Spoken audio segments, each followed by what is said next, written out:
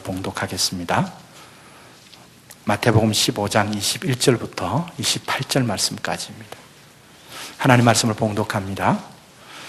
예수께서 거기서 나가사 두로와 시돈 지방으로 들어가시니 가나안 여자 하나가 그 지경에서 나와서 소리질러 가로되 주 다윗의 자손이여 나를 불쌍히 여기소서 내 딸이 흉악히 귀신 들렸나이다 하되 예수는 한 말씀도 대답지 아니하시니 제자들이 와서 청하여 말하되 그 여자가 우리 뒤에서 소리를 지르오니 보내소서.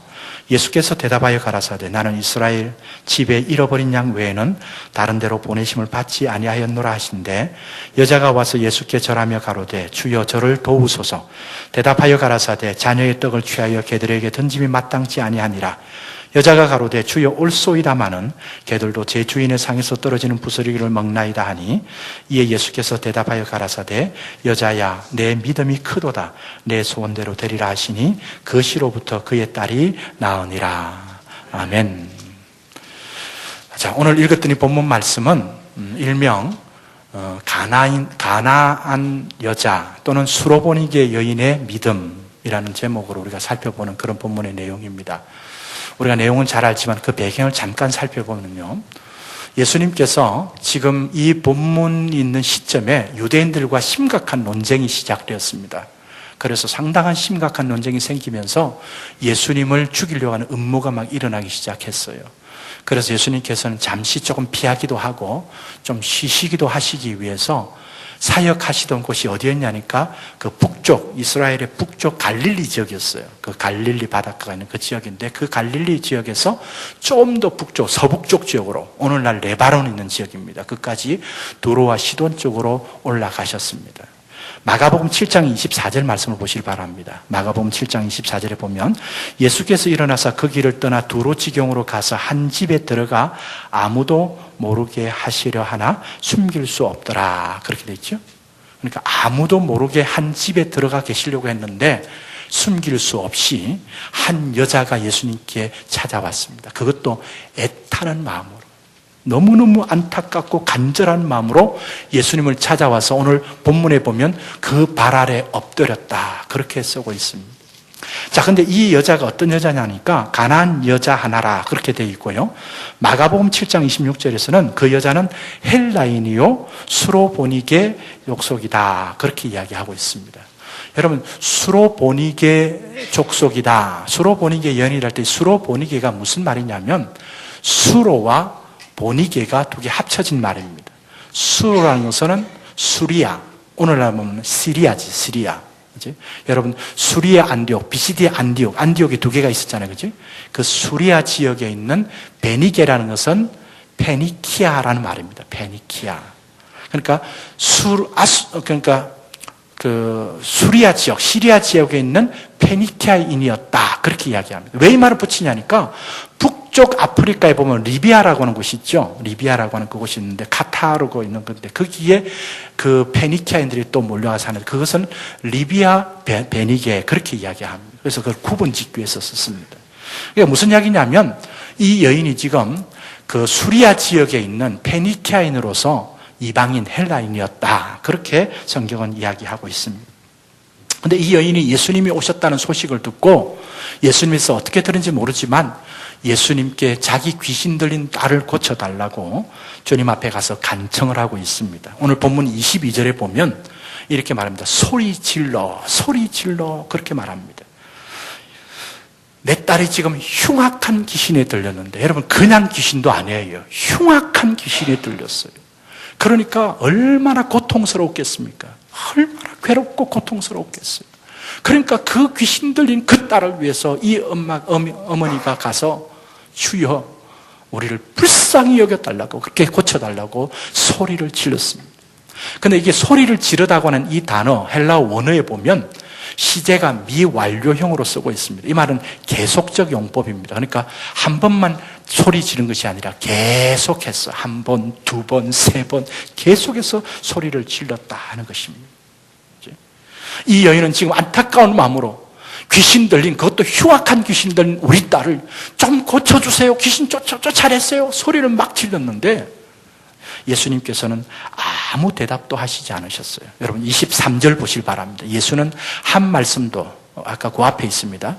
예수는 한 말씀도 대답지 아니하시니 그렇게 되어 있습니다. 그러니까 예수님께서는 한 말씀도 대답 안 했습니다. 이 여인은 지금 간절하게 그렇게 강청하고 있는데 주님은 아무 대답이 없으셨습니다. 묵묵부답이었습니다. 그러니까 이 제자들이 예수님, 저 여인이 너무 시끄럽습니다. 어떻게 빨리 해서 좀 돌려보내십시오. 그렇게 요청을 했어요. 그러니까 예수님께서는 24절에 보면 의미 있는 한 말씀을 하시고 있습니다. 무슨 말씀하고 있냐니 한번 읽어보십시다. 같이 시작. 예수께서 대답하여 가라사대 나는 이스라엘 집에 잃어버린 양 외에는 다른 데로 보내심을 받지 아니하였노라 하신대. 여러분, 오늘 본문에서 이 말씀을 왜 하셨는지, 이 말씀의 의미가 어떤 의미인지를 여러분 좀 생각하셔야 돼요. 상당히 중요한 포인트가 됩니다. 지금 이 여인은 소리를 질러서 한두 번도 아니고 계속해서 고쳐달라고 그렇게 외칩니다. 제자들은 빨리 저 여인을 불러보내십시오 이야기합니다. 그때 예수님께서 나는 이스라엘의 집에 잃어버린 양 외에 내가 보냄을 받지 않았다. 다른 데로 보냄을 받지 않았다 하는 그 이야기를 합니다. 그러니까 이 여인은 포기하지 않고요. 어떤 면에서는 거절하는 듯한 그런 이야기이지 않습니까? 그죠? 여러분, 예수님 우리 딸을 좀 귀신 들린 우리 딸을 고쳐주세요 하는데 예수님 뭐라고 이야기하셨다고요? 나는 이스라엘의 집에 잃어버린 양 외에는 다른 데가 어떻게 보면 이방이죠. 그죠? 그게 보냄을 받지 않았다. 그렇게 말하니까 이 여인의 요청을 거절하는 것 같은 그런 어떤 의미입니다. 그죠? 그런데 이 여인은 포기하지 않고 좀 더 주님께 가까이 나와서 25절에 보면 이렇게 말합니다. 주여 저를 도우소서. 저를 도우소서. 그렇게 말합니다. 그죠? 제발 좀 도와주세요. 제발 좀 도와주세요. 그렇게 말합니다. 여러분 한번 생각해 보세요. 이 정도 예수님 앞에 나와서 이야기하기도 전에 우리 예수님은 보통 어떻게 하십니까? 나오는 것만 알고도 벌써 고쳐주시려고 하시죠. 그죠? 그런데 이 여인은 지금 예수님께 나와서 여러 번 간절하게 막 가슴이 타들어가듯이 그렇게 주님께 요청을 합니다. 그런데도 예수님은 거절하십니다. 그죠? 처음에는 대답도 안 하시다가 나중에는 나는 너희들을 위해서 보내심을 받지 않았다 그렇게 이야기하시다가 이제 마지막에는 어떻게 하시는지 여러분 26절 보세요. 26절에 보면 26절입니다. 그 앞에 있습니다. 대답하여 가라사대 자녀의 떡을 취하여 개들에게 던짐이 마땅치 아니하니라 그렇게 말합니다. 주여 좀 도와주세요. 제발 도와주세요. 그러는데 예수님은 뭐라고 말했다고요? 자녀들에게 주는 그 떡을 개들에게 던지는 것이 마땅하냐? 그렇게 이야기했어요. 뭐라고 이야기했냐니까 네가 지금 날 도와달라고 그러는데 그 주인의 자녀들에게 주는 떡을 죄송합니다만 개 같은 너희들에게 주는 것이 마땅치 않다. 얼마나 참 굴욕적인 이야기예요. 여러분 우리 예수님의 그 성품에 글 맞습니까? 글 안 맞습니까? 도무지 예수님이 어떻게 이러실 수 있을까? 우리 예수님은 참 자비로우신 분이십니다. 그죠? 사랑이 참 많으신 분이십니다. 그죠? 정말 그 사람이 나올 때에 뭐라고 이야기하지 않아도 주님께서는 불쌍히 여기시려고 하는 그런 예수님이신데 오늘 이 두로 지경에 있는 이 가나안 여인에게 대해서는 어떻게 이렇게 하실 수 있느냐 하는 것이죠. 그죠? 자, 그런데 이 여인이 그 상황 속에서도 굴하지 않고 오히려 멋진 대답을 합니다. 27절 보세요. 27절에 보면 여자가 가로되 주여 옳소이다마는 개들도 제 주인의 상에서 떨어지는 부스러기를 먹나이다. 무슨 이야기입니까? 맞습니다. 옳습니다. 맞습니다. 그 말은 무슨 말입니까? 주님이 말씀하신 것처럼 제가 개 같은 존재입니다. 그러나 그 개도 주인의 상에서 떨어지는 부스러기는 먹지 않습니까? 그 부스러기의 은혜라도 좀 주십시오. 그렇게 고백했더니 결론적으로 예수님이 뭐라고 이야기합니까? 여자여 내 믿음이 크도다. 그렇게 축복하시고 예수님께서 그 귀신을 쫓아내 주시는 놀라운 역사를 베풀어 주셨습니다. 이것이 오늘 본문의 이야기입니다. 여러분 이 본문의 말씀이 우리에게 무엇을 말씀하시려고 하시는가? 한번 생각해 보기를 원합니다. 일반적으로는요 이렇게 생각할 것입니다. 이 가나안 여인이 간절하게 강청하는 믿음, 특별히 거절하고 굴욕적인 은사에도 아랑곳하지 않고 다시 말해서 포기하지 않는 간구, 결국에는 예수님의 응답을 끌어내는, 받아내는 그런 어떤 믿음을 가진 것처럼 우리들도 어떤 수모가 있어도 포기하지 않고 간절히 강청해서 축복의 응답을 받아야 할 것이다. 뭐 이렇게 이야기할 수 있을 것입니다. 자, 여러분, 제가 방금 이야기한 거 여러분 동의하십니까? 잘 생각하셔야 됩니다. 오늘 이 본문을 보면서 일반적으로 다 그렇게 생각합니다. 그죠? 예수님께서 대답도 안 하세요. 묵묵부답이었어요. 나는 너희들을 위해서 보냄을 받지 않았다고 거절하십니다.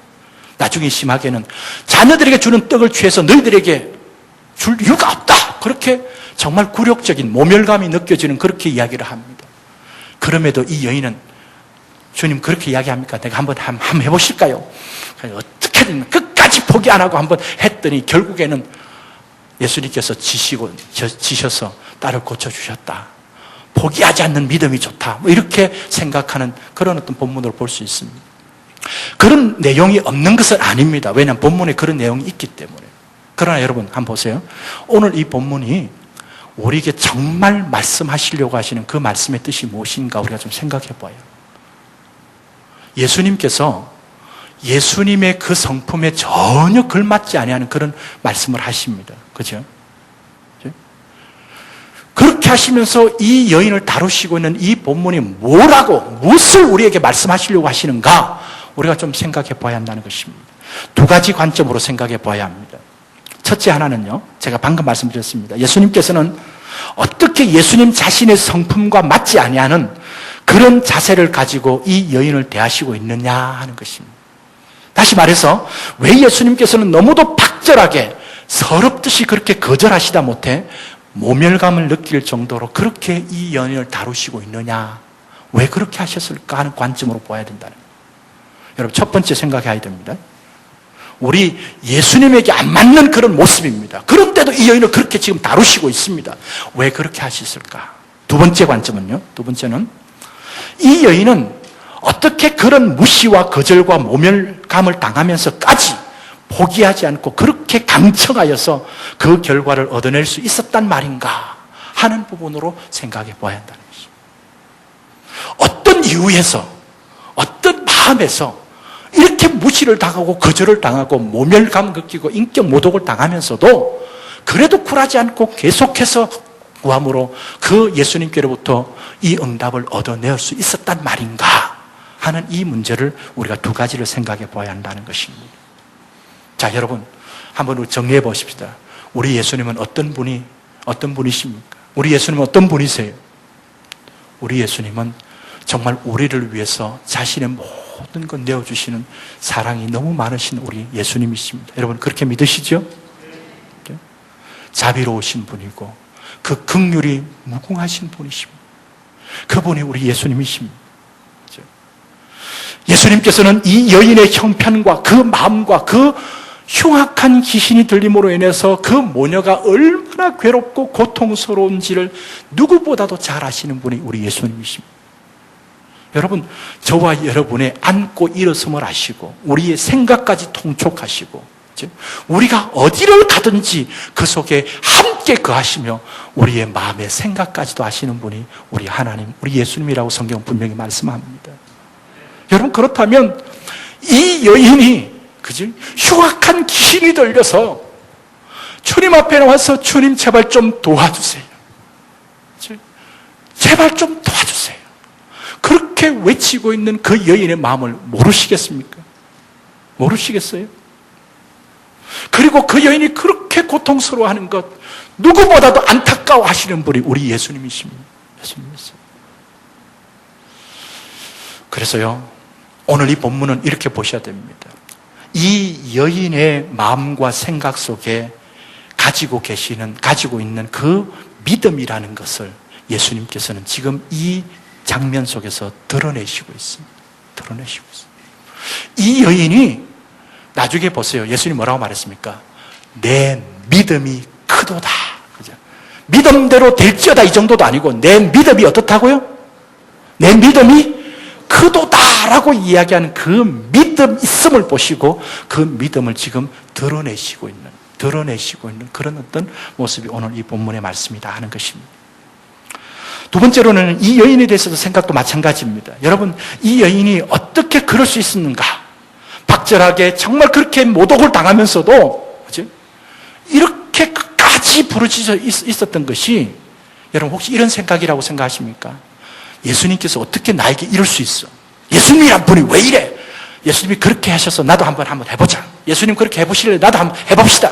그렇지? 인격 모독을 당하든 모멸감을 당하든 어쩌든지 한번 해봅시다. 그렇게 해서 그 주님께로부터 응답을 받았다고 생각하십니까? 기분은 상하고 자존심은 상하고 그런데도 주님이 그렇게 나오면 나도 한번 나가봅니다. 여러분 우리도 그런 신앙이 있을 수 있어요. 여러분 금식할 때 잘하셔야 됩니다. 금식하면서 하나님 안 들어주시면 나 굶어 죽어버릴 겁니다. 하나님 그렇게 나오면 나도 한번 나가봅니다. 여러분 그거는 신앙이 아닙니다. 신앙이 아니에요. 이 지금 가나안 여인이 그런 차원에서 그 가운데서도 굴하지 않고 계속 주님께 부르짖는 게 아니고 기분이 나쁘다든지 모멸감을 느끼는 차원이 아니라 예수님께서 그렇게 박절하게 또한 무시하는 그런 은사로 말씀하셨지만 그것에 전혀 마음이 상하지 않고 오히려 그럼에도 불구하고 간절히 거듭 소리 지르면서 정말 주님 앞에 간청했던 그 여인 가운데 있는 믿음의 귀한 요소가 있었다는 거예요. 이것을 우리가 여기서 발견해야 됩니다. 여러분 정리할게요. 예수님께서 왜 이렇게 여인을 다루었었는가 이것을 생각해야 합니다. 여인은 그 가운데서 그렇게 무시를 당하고 하면서도 간절히 주님께 부르짖을 수밖에 없었던 그 여인 속에 있는 진짜 믿음의 요소가 있었다는 거예요. 이걸 우리가 캐치해야 돼요. 이것을 우리가 발견해야 합니다. 크게 두 가지로 제가 말씀을 드리겠습니다. 첫째 하나는요, 이 여인은 메시아에 대한 바른 이해와 믿음이 그 속에 있었다고 하는 것입니다. 언제부터 어떻게 그 믿음이 그 속에 생겼는지는 모르겠지만 오늘 이 말씀을 볼 때 이 여인은 예수님을 메시아로 정확하게 알고 있었음을 우리가 말씀 속에서 보게 됩니다. 이 여인이 제일 먼저 와서 소리를 질렀는데 예수님에 대해서 뭐라고 소리를 질렀습니까? 22절 말씀 보세요. 22절에 보면 뭐라고 질렀어요? 주 다윗의 자손이여 나를 불쌍히 여기소서라고 그렇게 외쳤습니다. 뭐라고 외쳤다고요? 주 다윗의 자손이여. 여러분 이 말은 유대인들에게서도 좀처럼 듣지 못하는 말입니다. 여러분 유대인들이 지금 누구를 기다리냐면 하나님께서 너희들을 위해서 보낼 메시아를 보내겠다, 그리스도를 보내겠다 그렇게 약속하셨어요. 그래서 그 유대인들이 그 그리스도 메시아를 기다리고 있습니다. 기다리고 있어요. 그런데 그 유대인들이 그렇게 기다리고 있으면서도 정작 오신 예수님을 향하여서 주 다윗의 자손이요 우리의 메시아입니다 라고 이야기 안 했다고요. 결국에는 예수님이 메시아가 아니라고 하는 것 때문에 예수님은 내가 메시아다라고 하는 것 때문에 십자가에 못 박게 된 거예요. 못 박게 된 거예요. 지금 여기에는 여러분 잘 들으세요. 구약 성경에 예수님 하나님께서 우리를 위하여 그리스도 메시아를 보내시는데 그 메시아는 다윗의 후손으로 오게 할 것이다 라고 여러 곳에서 예언하고 있습니다. 그러니까 이 여인의 이 이야기는 하나님의 구속 역사의 귀한 언약 가운데 있는 내용입니다. 하나님께서 우리를 구속하기 위해서 언약을 계속 보내주셨거든요. 아브라함의 언약, 시내산 언약, 다윗 언약, 그 언약을 보내주셨는데 그 언약 속에 담겨있는 중요한 내용이 바로 이 여인의 고백 가운데 있다는 겁니다. 자, 이사야서 9장 6절 7절을 보세요. 이사야서 제가 한번 읽어볼게요. 이는 한 아기가 우리에게 낳고 한 아들을 우리에게 주신 바 되었는데 그 어깨에는 정사를 메었고 그 이름은 기묘자라 모사라 전능하신 하나님이라. 아직 안 넘어갔습니다. 영존하신 아버지라 평강의 왕이라 할 것임이라. 그 다음 7절로 그 정사와 평강의 더함이 무궁하며 또 그 다음 뭐라고 되어 있습니까? 다윗의 위에 앉으사 그 나라를 굳게 세우고 지금 이후 영원토록 공평과 정의를 보존하실 것이라. 만군의 여호와의 열심히 이를 이루시리라. 아멘. 만군의 여호와의 열심히 이루시는 그 나라의 메시아는 어디서부터 온다고요? 어디로 온다고요? 어떤 혈통으로 온다고요? 다윗의 혈통으로 온다라고 되어 있습니다. 여러분 그러니까 그 이스라엘의 메시아뿐만 아니라 우리의 메시아는 다윗의 그 후손, 다윗의 자손, 다윗의 혈통으로 오는 것이 하나님께서 예언하신 그 내용의 말씀이라고 하는 것입니다. 그러니까 이 스로보니게 여인이 어떻게 알아듣는지 모르지만 그가 지금 예수님께 대해서 주 다윗의 자손이요, 우리 딸을 불쌍히 여기소서, 우리를 불쌍히 여기소서 안 하고 나를 불쌍히 여기소서라고 지금 이야기하고 있습니다. 자, 그러니까 자 보세요. 오늘 이 본문을 보는 데 있어서 중요한 관점은 뭐냐니까, 이 여인이 주 다윗의 자손이라고 하는 이 말이 어디 어떤 사람들이 하는 말을 주워 들어가지고 아무 뜻도 모르고 의미도 없이 모르는 가운데서 그냥 하는 말인지, 아니면 정말 이 여인이 주 다윗의 자손이 진짜 그 메시아에 대한 이야기인지를 알고 하는 것인지를 예수님께서 점검하면서 예수님과 인터뷰하는 내용이 오늘 본문의 내용이다, 그렇게 보시면 돼요. 무슨 말인지 이해되십니까? 조금 어렵습니까? 오늘 이 본문 말씀을 여러분 이해할 때 어떻게 보셔야 되느냐면, 이 여인이 주 다윗의 자손이요 라고 이야기했던 그 이야기가 사람들이 그렇게 말하니까 주워 들어가지고 나도 주님 부른다고 주 다윗의 자손이요, 뜻도 모르고 의미도 모르고 한 말인지, 아니면 정말 그 여인 마음속에 주 다윗의 자손 그리스도에 대한 믿음의 고백으로 그렇게 외쳤던 그 이야기인지를 예수님께서 점검하시는 차원에서 그것이 이렇게 드러나게 하기 위해서 예수님과 주고받는 인터뷰처럼 그렇게 쓰고 있는 것이 오늘 본문의 이야기다, 그렇게 여러분 보시면 되겠습니다. 자, 그런 차원에서 아까 제가 이야기했던 24절 말씀을 이야기하고 있는 거예요. 다시 한번 보십시다. 24절에 보면 예수님께서 이렇게 말하죠. 나는 이스라엘의 집에 잃어버린 양 외에는 다른 데로 보내심을 받지 않았다 하는 이야기입니다. 자, 저를 보세요. 이렇게 말씀하신 24절 말씀은 이렇게 해석할 수 있어요. 그 여인에게 하는 이야기예요. 네가 나를 주 다윗의 자손이라고 불렀다면, 그렇게 불렀다면, 네가 그 말이 어떤 의미인지를 안다면, 그 메시아 대신 다윗의 자손 오신 메시아 된 그리스도는 먼저 이스라엘의 집에 잃어버린 양을 위해서 온 것이지 너희 이방인을 위해서 온 것이 아니다, 이건 네가 아는 말이냐라고 묻는 것과 마찬가지. 여러분, 이것은요 성경의 중요한 내용입니다. 하나님께서 우리를 그리스도의 메시아를 보내시고 그리스도를 보내시는데, 그 그리스도를 보내시는데 먼저 누구를 위해 보내냐니까 이스라엘 백성들을 위해서 먼저 보내십니다. 그리고 그 다음에 유대인 이방인들에게로 가는 거예요. 여기에 중요한 사건이 하나 있어야 됩니다. 뭐냐니까 십자가 사건이 하나 있어야 돼요. 하나님께서는 메시아 그리스도를 이스라엘을 위해서 보내셨는데, 그 이스라엘을 위해서 오셔가지고 이스라엘에서 하나님 천국 복음의 말씀을 전하면서 결국에는 십자가에 돌아가시게 됩니다. 십자가에서 죽고 난 다음에 이스라엘 백성들이 그 복음을 거부하고 난 다음에 그 복음이 어디로 넘어갑니까? 유대인으로 넘어가는 거예요. 이방인으로 넘어가는 거예요. 이 이야기를 지금 하시고 있는 거예요, 지금 이 말이. 그러니까 그 여인의 그 요청을 거절한다기보다는 네가 주 다윗의 자손이라고 불렀다면 이 사실을 아느냐? 하나님께서 그렇게 경륜을 역사하시는 거 아느냐? 하라고 묻는 것과 마찬가지예요. 자, 로마서 1장 16절 말씀을 보십시다. 같이 한번 읽어봅시다. 로마서 1장 16절 같이 읽습니다. 시작. 내가 복음을 부끄러워하지 아니하노니 이 복음은 모든 믿는 자에게 구원을 주시는 하나님의 능력이 됨이라. 첫째는 유대인에게요, 또한 헬라인에게로다. 그렇죠? 복음을 주셨는데 그 복음이 첫째는 누구에게? 유대인에게. 그 다음에는 누구에게? 헬라인에게. 그래서 개정개혁판에 보면 먼저는 유대인에게요, 그 다음에는 헬라인에게라 이렇게 쓰고 있습니다. 여러분, 로마서 2장 9절 10절에도 보면 지금 똑같이 그렇게 쓰고 있어요. 첫째는 유대인이요, 또한 헬라인이라 그렇게 쓰고 있습니다. 그러니까 이 이야기를 한국의 유명한 김홍전 박사님이라고 유명하신 분이 있습니다. 책을 많이 내신 분인데 그분은 이렇게 이야기합니다. 하나님의 구속 경륜에 있어서 차서가 있다, 순서가 있다, 그렇게 이야기합니다. 그러니까 지금 예수님께서 이스라엘의 집에 잃어버린 양 외에는 다른 데로 내가 보내심을 받지 않았다라고 하는 이 말이 바로 이 말을 하고 있는 것이다 하는 것입니다. 그래서 여러분 마태복음 10장 5절 6절에 보시면요, 이것은 어떤 말이냐, 예수님께서 12제자를 전도 파송을 보낼 때예요. 예수님이 12제자를 이제 전도로 파송으로 전도하라고 파송을 보냈는데 그때 하시는 말씀입니다. 보세요. 예수께서 이 12를 내어 보내시며 명하여 가라사대 이방인의 길로도 가지 말고 사마리아인의 고을내로 들어가지 말고 차라리 이스라엘의 집에 잃어버린 양에게로 가라, 그렇게 이야기합니다. 지금 이 이야기도 바로 그런 의미가 담겨 있다는 거예요. 그래서 여러분 우리가 잘 아는 사도행전 1장 8절 말씀이 어떻습니까? 오직 성령이 너희에게만, 좀 스크린에 안 썼습니다. 성령이 임하시면 너희가 권능을 받고, 제일 먼저 어디에요? 예루살렘, 그 다음에 온 유대와 그 다음에 사마리아와 땅끝까지.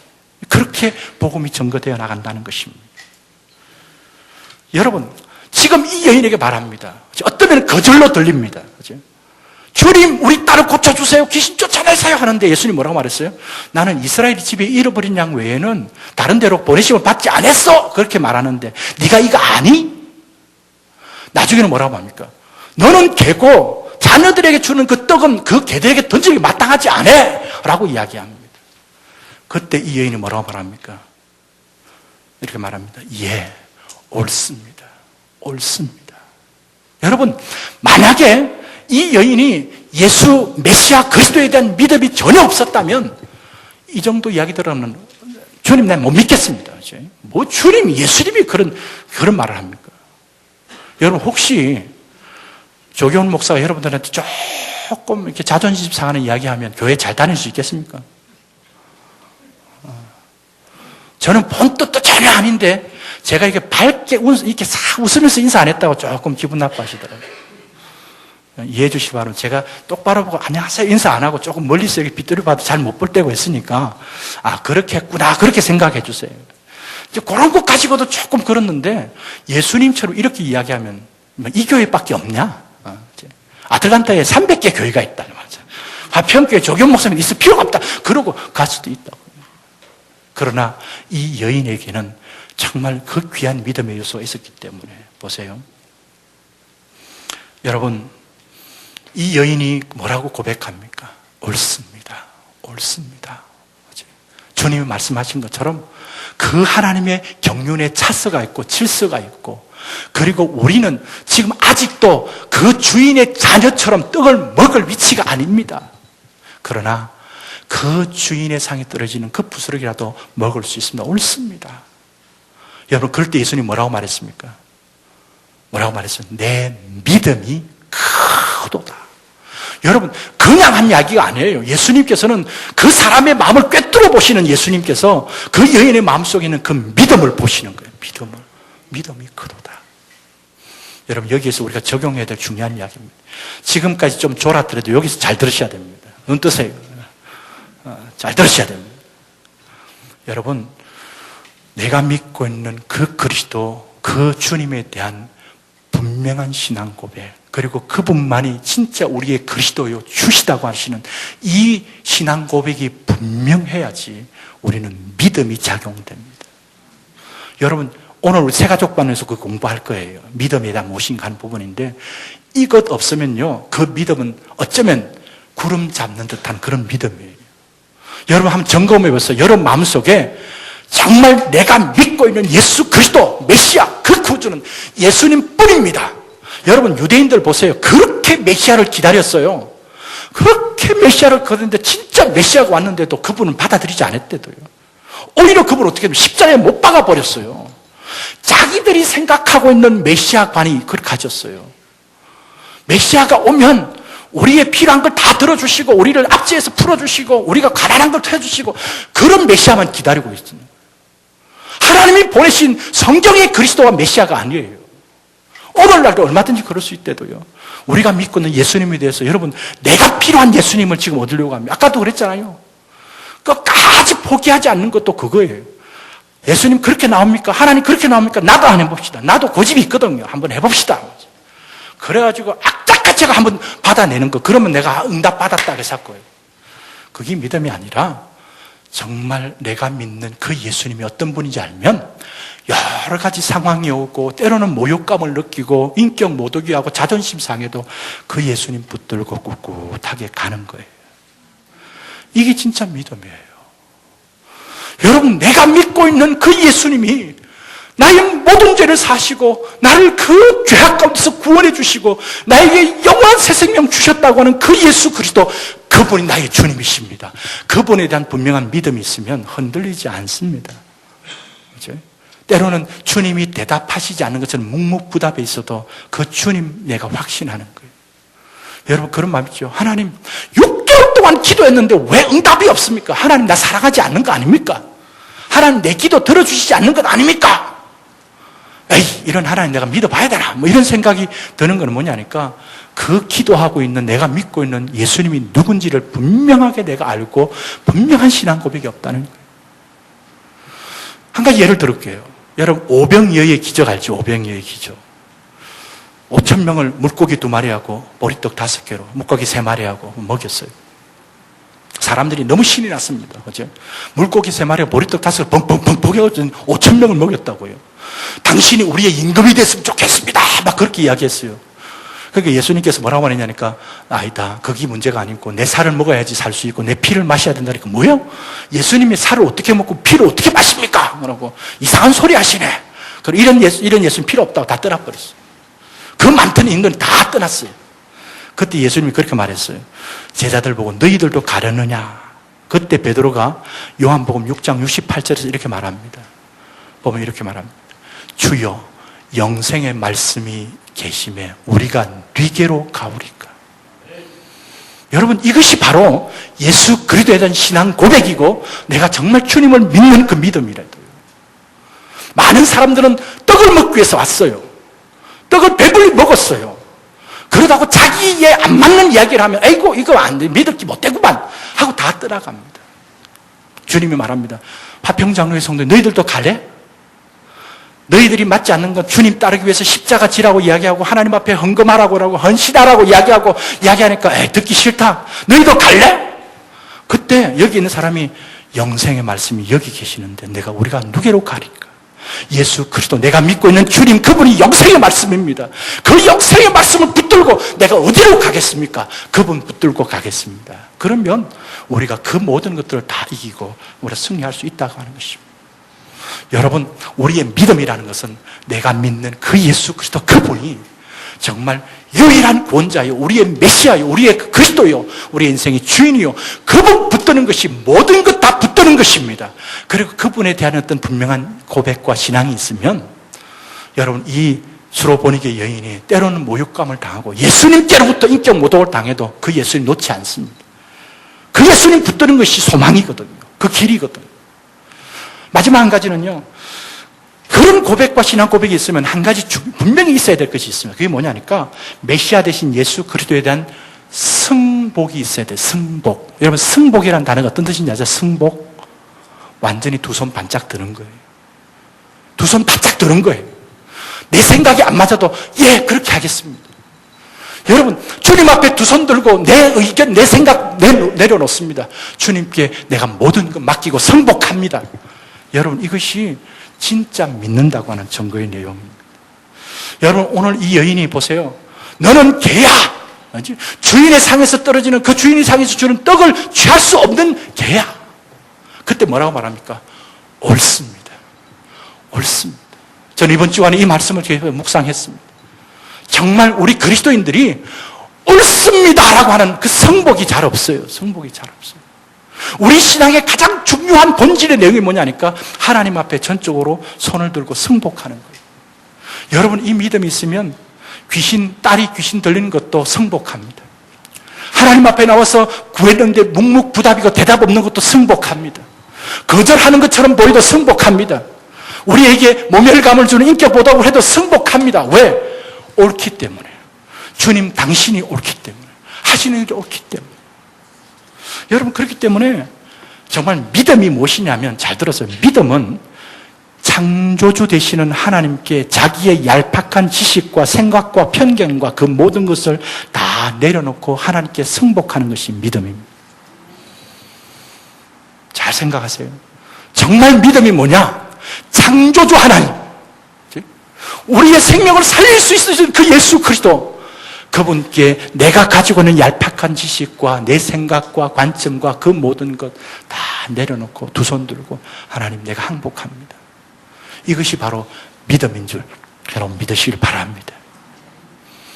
하나님께서는요, 성경에 대해서 여러 가지 요구의 말씀에 대해서 설명을 안 하십니다. 설명을 안 해요.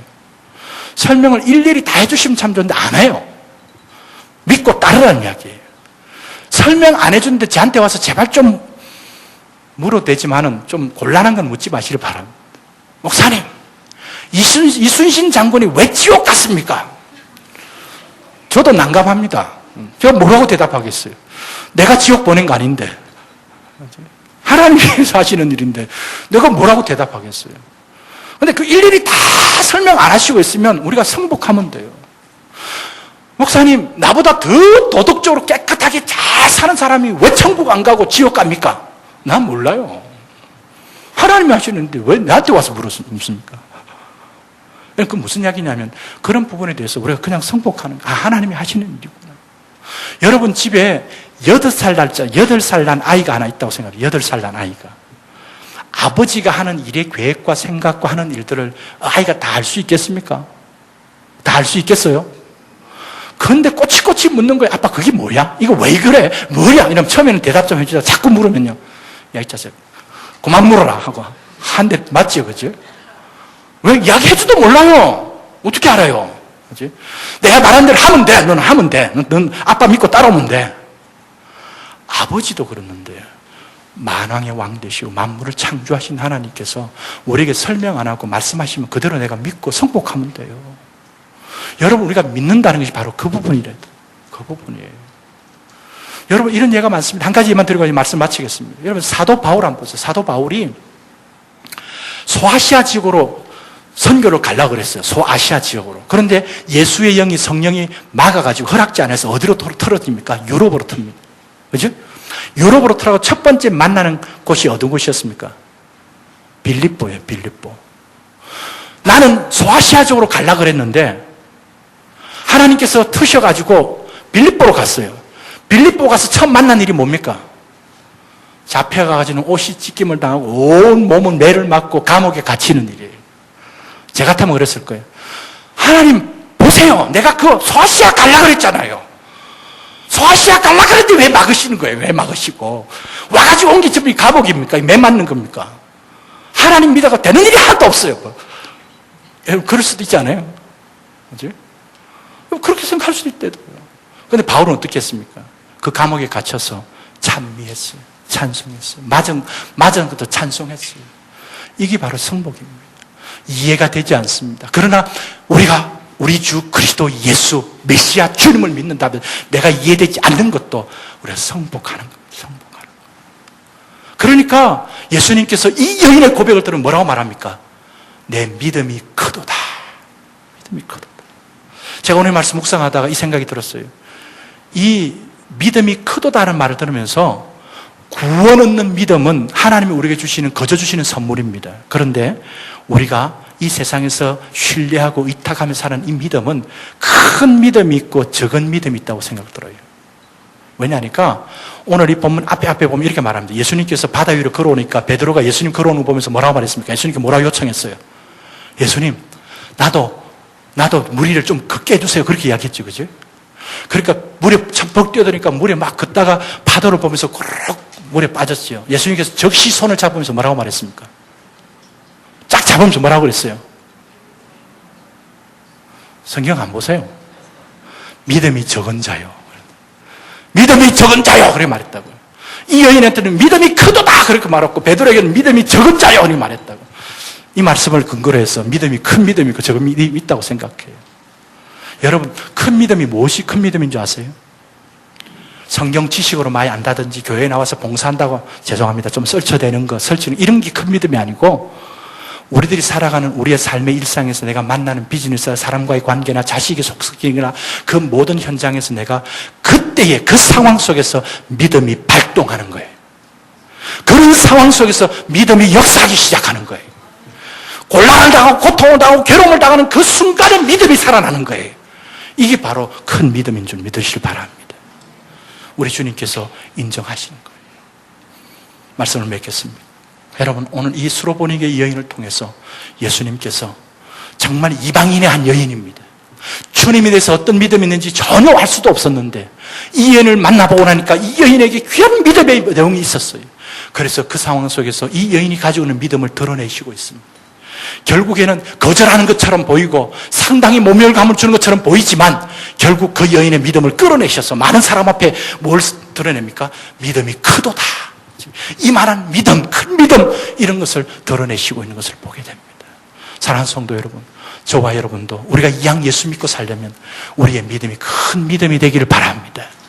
그러기 위해서는 정말 나는 아무것도 아니요, 우리 주 예수 그리스도 그분이 주시는 부스러기 같은 은혜라도 내가 맛보기를 원합니다. 그래서 그 예수님을 붙들고 그 예수님께 나의 모든 것들을 맡기고 승복하면서 주님을 인정해 드릴 때 주님께서 우리에게 큰 믿음을 가진 자라고 인정해 주실 줄 믿습니다. 여러분, 이런 귀한 은혜의 역사가 이번 7주에는 감사 부흥성에 있기를 원합니다. 여러분 보세요. 성령과 말씀으로 새롭게 하소서 이번에 주제입니다. 여러분, 우리의 의지로 안 됩니다. 성령 하나님께서 말씀을 통하여 우리의 심령 가운데 말씀의 은혜를 베풀어 주셔야 합니다. 여러분 마음이 많이 닫혀있는 분이 있습니까? 여러분의 신앙이 회복되지 않는 가운데 있는 분이 있습니까? 이번 기회가 여러분 성령께서 하나님의 말씀의 역사가, 능력의 말씀의 역사가 여러분의 심령을 흔들어 놓으시고 깨트리시는 기회가 될 수 있기를 바랍니다. 직분을 맡았고 교회 생활을 하고 교회 나오고 있다면서도 냉랭한 마음이 있고, 그전엔 주님을 위해서 열심히 주를 위해 사겠다고 했던 분들이 지금 잠잠하게 자고 있는 분이 있습니까? 여러분, 이번 집회를 통해서 다시 다 깨어나실 수 있길 바랍니다. 성령과 말씀의 역사를 통해서 우리의 심령이 새로워지기를 바랍니다. 그래서 정말 큰 믿음을 가지고 이 우리의 믿음 생활 가운데 여러분 아름다운 믿음의 모습을 보이고 승리하며 살아가는 저와 여러분, 우리 모든 성도들 될 수 있기를 간절히 축원합니다. 기도하십시다. 하나님 아버지, 오늘도 저희들 이곳에 부르시고 귀한 주의 말씀을 듣게 하심을 감사합니다. 하나님, 예수님께서 참 박절하게, 참 예수님답지 아니하는 그 말씀을 통해서 그 수로보니게 여인 속에 있는 그 믿음을 드러내시고 결국에는 내 믿음이 크도다라고 정말 칭찬하시고 축복하셨던 것처럼 정말 우리 이번 7주년 감사 부흥성회를 통하여 우리의 심령이 다시 새로워지고 우리의 심령이 하나님 앞에서 깨트려지고 정말 우리의 믿음이 굳건한 신앙으로 자라갈 수 있도록 역사해 주시옵소서. 예수 그리스도의 이름으로 기도드리옵나이다. 아멘.